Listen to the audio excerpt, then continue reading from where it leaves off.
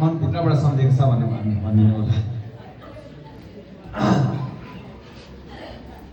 मैले सुरुमै यहाँहरूसँग अनुरोध गरेको थिएँ यहाँहरूका मनमा लागेका कुराहरू राख्नुहोला भनेर। धेरैवटा कुरा राख्नुभयो, कसैले स्थानीय मुद्दा राख्नुभयो, कसैले राष्ट्रिय मुद्दा राख्नुभयो, सबैले आफ्नो बुझाइअनुसारको मुद्दा राख्नु भएको छ। काठमाडौँ महानगरपालिकाको 16 नम्बर वडामा चाहिँ हामी यति भाग्यशाली भएका छौँ कि यतिखेर यो वडामा हामीलाई पर्याप्त बजेट पनि छ, पर्याप्त कार्यक्रम पनि छन् र वडावासीले पनि सशक्त भएर लाग्नु भएको छ र वडावासी आमासम्म दिदीबहिनीहरूको यहाँको सक्रियतामा हामीले अधिकांश बाटाहरू हल नेपालीको व्यवस्थापनको लागि काम गर्न द्रुतगतिमा अगाडि बढाइरहेका छौँ। यहाँहरूले स्कुल अगाडिको 4 महिनादेखि यो खनेर राखेको बाटोको कुरा गर्दै गर्दा 4 महिनादेखि बाटो पुगिराखेको छ भन्ने पनि लाग्न सक्छ। हो, 4 महिना अगाडिदेखि हुनुपर्छ कि धेरै खनिराखेको छ र निर्वाचनभन्दा अगाडि नै यो बाटो बिजुली भनेको थियो, तर केही कार्यक्रमले यो रोकिएको छ। 16 नम्बर वडाका सबै टोल गल्ली बाटाहरू ब्लक चम्पर्ने, पिच गर्नुपर्ने, नर्मल सबै कामहरू हुन्छ। तर त्यसको लागि यहाँ तदारक देखाइदिनुपर्छ। वडाले सक्रिय रूपमा लागिराख्नु भएको छ। बजेटको व्यवस्थापन गर्ने काम उहाँले गर्नुहुन्छ, सक्रियता यहाँले देखाइदिनु होला। जहाँसम्म खानेपानीको समस्याको कुरा छ, यो खानेपानीको समस्या समग्र राजधानीको समस्या थियो। हो, यसको लागि मेलम्ची परियोजना अहिले यो यति लामो समयसम्म धेरै खर्च गरेर ल्याएको मेलम्ची परियोजनाले रिपोर्टहरूमा काम गरेको छैन। यतापट्टिले केही हदसम्म समाधान भइराखेको छ र अहिले यो यहाँहरूको अगाडिको यो बाटो पिच नहुनुको कारण चाहिँ मेलम्ची परियोजनाको यो क्षेत्रको काठमाडौँ 16 नम्बर वडाको केही भाग, नागार्जुन नगरपालिकाको 1, 2, 3 को लागि वृहत खानेपानी योजना अन्तर्गतको एउटा सेक्टर ठेक्का लागेको छ। एउटा सेक्टर एउटा पाइप ठेक्का लागेको कारण यही बाटोबाट पुग्नुपर्ने भएको हुँदा निर्वाचनभन्दा अगाडि खन्यो भने यो निर्वाचनलाई प्रभावित पार्न पाइप झार्यो खन्यो भने आरोप लाग्न सक्छ भनेर हामीले ठेक्कालाई होल्ड गरेका छौँ र अब त्यो खानेपानीको पाइप यहाँ बिछाइसकेपछि मात्र कालोपत्रे हुन्छ। निर्धक्कसँग भन्न सक्छौँ, ढुक्क भएर हामी सबै कालोपत्रे भएका राम्रा सडकमा हिँड्न पाउनुपर्छ। त्यो अधिकार पनि हो र त्यस्तो बनाउनु पर्ने दायित्व पनि हो। एउटा उदाहरण मात्र हो। पहिले अघि सुरुमै यहाँहरूसँग भनेको धेरैवटा कुराहरूमध्ये यहाँले राखेका अधिकांश कुराहरू सुशासनसँग गएर जोडिन्छ। सुशासन यो व्यवस्थाभित्र अवस्था सुधार गरेर यहाँ सुशासन कायम गर्नुपर्छ भन्ने कुराले यहाँ सबैले भन्न खोजेको कुरा हो। त्यो सुशासनको सबैभन्दा ठुलो समस्या भनेको जड भनेको भ्रष्टाचार हो। त्यो भ्रष्टाचारलाई निवारण गर्न, भ्रष्टाचारलाई जरैदेखि निम्त्याउन पार्नको लागि बोलेर मात्रै, भाषण गरेर मात्रै हुँदैन। त्यसलाई व्यवहारमा उतार्नुपर्छ।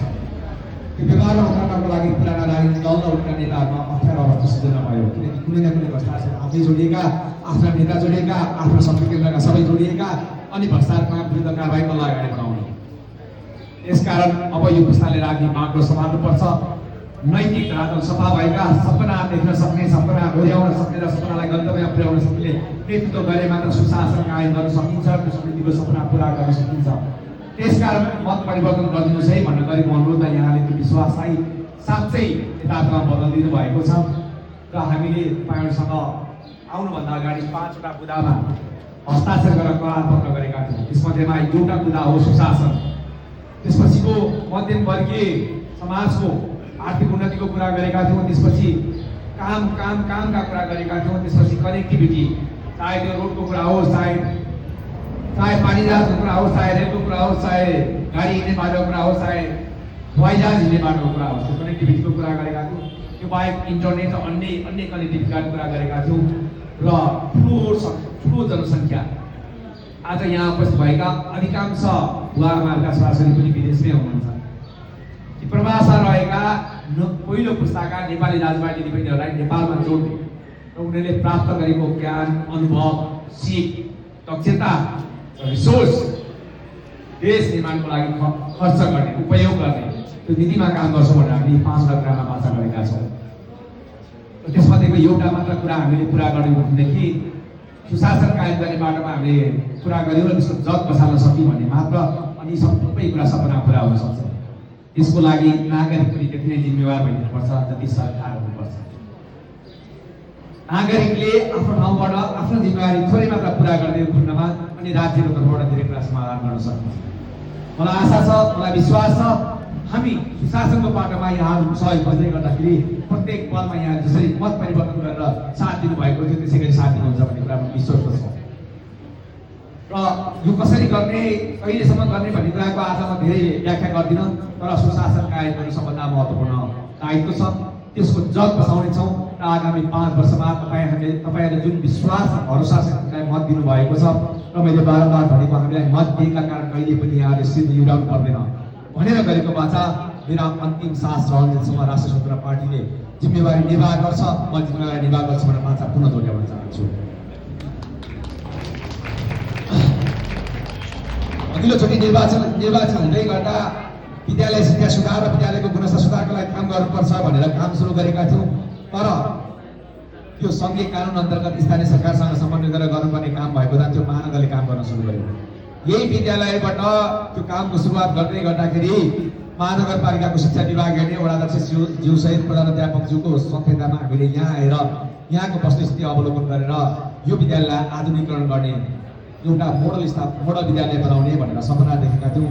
त्यसले मूर्त रूप चाँडै नै पाउँदैछ। डिपिआर बनिसकेको छ र आधुनिक विद्यालय भवन बन्दैछ। विद्यालय भवन आधुनिक भवन मात्र होइन, त्यसका सबै संरचनाहरू र शिक्षाको गुणस्तर सोही अनुसार सुधार गर्ने बाटोमा काम गर्नुपर्छ। यो एउटा विद्यालय मात्र होइन, मेरा क्षेत्रमा भएका अधिकांश 31वटा विद्यालय छन्, सबै विद्यालयको गुणस्तर उत्तिकै सुधार हुनुपर्छ र आगामी 5 वर्षमा हाम्रो पहिलो रोजाइ सार्वजनिक सरकारी विद्यालय हुनुपर्छ भन्ने कुरामा दुईमत रहेन। सबै बाटोमा काम गर्नको लागि फेरि पनि सुशासनले काम गर्नुपर्छ। यसमा मैले, मेरो पार्टीका सभापतिज्यूले, वरिष्ठ नेताज्यूले सबैले प्रतिबद्धता जाहेर मात्र होइन, काम पनि सुरु गरेका छौँ। त्यो पुरा गर्नको लागि यहाँले साथ दिनुहुन्छ भनेर फेरि पनि अनुरोध जाहेर गरेँ। र एउटा महत्त्वपूर्ण कुरा यहाँसँग साझा गर्न चाहन्छु। अघि मैले भनेको कुरा, यो निर्वाचनमा समग्र नेपाली जनताको जित भएको छ र हार कसैको पनि भएको छैन। र यही जितलाई यहाँहरू माझ गएर धन्यवाद ज्ञापन गर्नको लागि धन्यवाद जनतालाई र सुधार संस्था कार्यक्रम अन्तर्गत हामी विभिन्न वडामा पुग्दै गर्दा आज यहाँ आउनुभन्दा अगाडि धेरै महिला दिदीबहिनीहरूसँग, वृद्ध बुवाहरूसँग भेट्दै गर्दाखेरि हामीले सहकारीमा राखेको पैसा हिनामिना भएको छ। जीवनभरि कमाएको पैसा मैले त्यो फलानु सहकारीमा राखेको थिएँ, अहिले उपचार गर्न खर्च पाइरहेको छ। लौन बाबु भनिदिनु पर्यो। एकजना दिदीले भन्दै हुनुहुन्थ्यो, मैले तरकारी बेचेर जम्मा गरेको छोरालाई छोरीलाई पढाउनु पर्छ भनेर जम्मा गरेको, आज छोराको स्कुल भर्ना गर्ने बेला हुन लागिसक्यो, मैले पैसा पाइरहेको छैन यहाँबाट भनेको गुनासो पनि छुटिएको छ। उपचार गर्न पैसा नभई हुँदैन, त्यो पैसा पनि आफूले राखेको सहकारीबाट फिर्ता हुन पाएको छैन भनेर उहाँको गुनासो हो। यो जसरी पनि समाधान गरिदिनु पर्यो भनेर भनेको गुनासोको हिसाब हेर्दै जाँदा झन्डै 2.5 खर्ब पैसा सहकारीमा हिनामिना भएको रहेछ। यो कसरी हिनामिना भयो, कसले हिनामिना भएको भनेको कुराको स्पष्ट चित्र छ।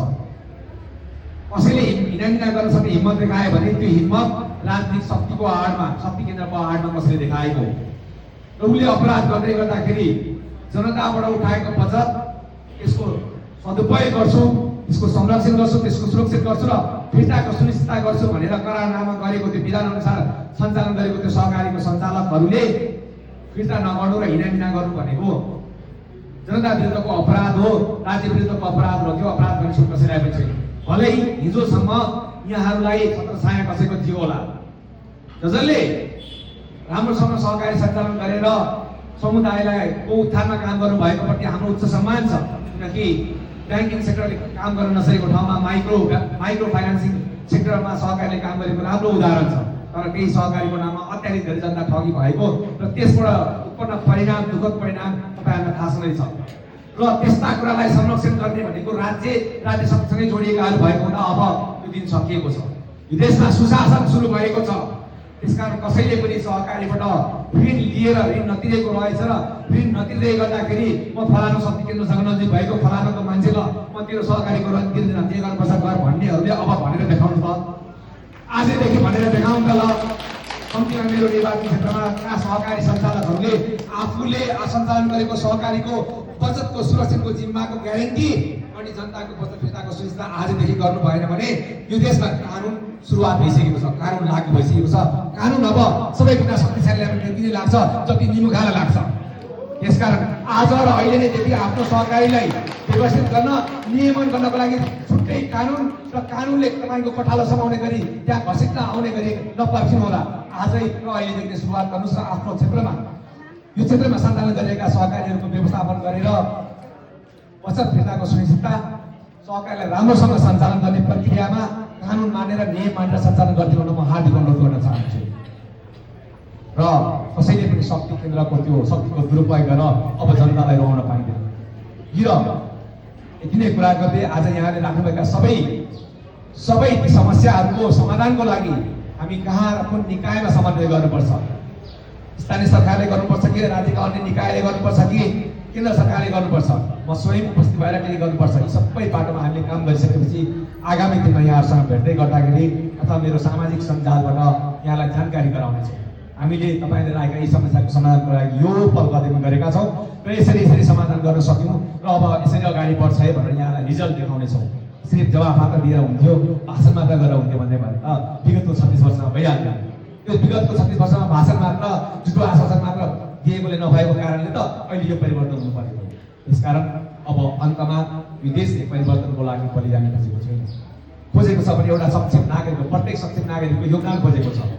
मभन्दा कैयौँ गुणा धेरै राजनीतिक भोटो खटाउनु भएको छ, अनुभवको ज्ञान घटाउनु भएको छ र विभिन्न क्षेत्रमा विज्ञता हासिल गर्नुभएको छ। यो ब्यानरको छेउमा एउटा क्युआर कोड राखेको छ। यो क्युआर कोडमा तपाईँले फोटो खिच्नुभयो भने मलाई सम्पर्क गर्ने, मलाई सुझाव दिने, मसँग जोडिने, मैले विगत 32 महिनामा संसदीय अभ्यासमा गरेका काम, यो क्षेत्रमा विकासका गतिविधिका लागि गरेका काम, राष्ट्रिय स्वतन्त्र पार्टी गरेका 100 वटा 5 करारनामा सबै कुरा यस्तो राखेको छ। यहाँहरूले त्यहाँ जोडिएर हामीलाई सुझाव दिनुहोस्। यहाँहरूले आफ्नो क्षमता अब म पनि यो राष्ट्र निर्माणको लागि उपयोग गर्न चाहन्छु भनेर मेरो टिममा जोड्नु दिनुहोस्। म हजुरको अनुहार हेरेर चिन्न सक्दिनँ तपाईँ यो क्षेत्रको विज्ञ हो भनेर, तपाईँसँग यो क्षेत्रको विशेष ज्ञान छ भनेर मलाई थाहा हुँदैन। मलाई सबै जनताको उत्तिकै माया गर्नुभएको छ, उत्तिकै विश्वास गर्नुभएको छ भन्ने मलाई लाग्छ। र बाँकी कुरा चाहिँ तपाईँसँग भएको विशेष क्षमता मलाई जानकारी गराउनको लागि र मसँग जोडिएर राष्ट्र निर्माणमा योगदान दिनको लागि आज त्यो समय आएको छ। अलिकति अगाडि बढेर म फलानु क्षेत्रमा मेरो फलानु विज्ञता छ, फलानु अनुभव छ र यो अनुभव र यो विज्ञता यहाँ उपयोग गर्न सक्यो भने यी कुराहरूमा सुधार गर्न सकिन्छ। यही क्षेत्रको शिक्षाको सुधार गर्नको लागि मेरो यो विज्ञताले यहाँ उपयोग गर्ने यसो गर्न सकिन्छ। म जोडिएर काम गर्न चाहन्छु भन्नुहोस्। यहाँहरूलाई जोडेर यहाँकै सुझाव, यहाँकै सल्लाह र यहाँकै साथी र देशलाई स्वर्ग जस्तै बनाउने जिम्मा तपाईँ हाम्रो दायित्व हो र त्यो दायित्व पुरा गर्नको लागि अब हाम्रा कदम अगाडि बढिसकेका छन्। यहाँहरूको साथ सहयोग र माया विश्वास सँगसँगै लिएर अगाडि बढ्नु र आगामी दिनमा यहाँहरू बिचमै रहेर यहाँहरूसँगै हातेमालो गरेर यहाँहरूसँगै जोडिएर सबै कामहरू फत्ते गर्ने। अन्तमा हामीले बाचा गरेका कुराहरू शक्तिशाल जस्तै रहनेछन् र कहिल्यै पनि यहाँले सिर दिइरहनु पर्ने छैन। यो बाचालाई पुनः दोहोऱ्याउँदै यहाँहरूको यो महत्त्वपूर्ण समय दिएर यो कार्यक्रमलाई सफल पार्नको लागि उपस्थित भई हामीलाई सुझाव सल्लाह र माया दिनुभएका विशेष धन्यवाद ज्ञापन गर्दै म मेरा भनाइ यहीँ अन्त्य गर्छु। नमस्कार, धन्यवाद।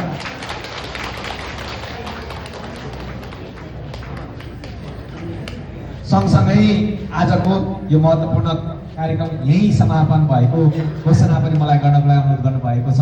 कुनै चाहिँ धन्यवाद दिँदै कार्यक्रम सम्पन्न भएको जानकारी गराउनु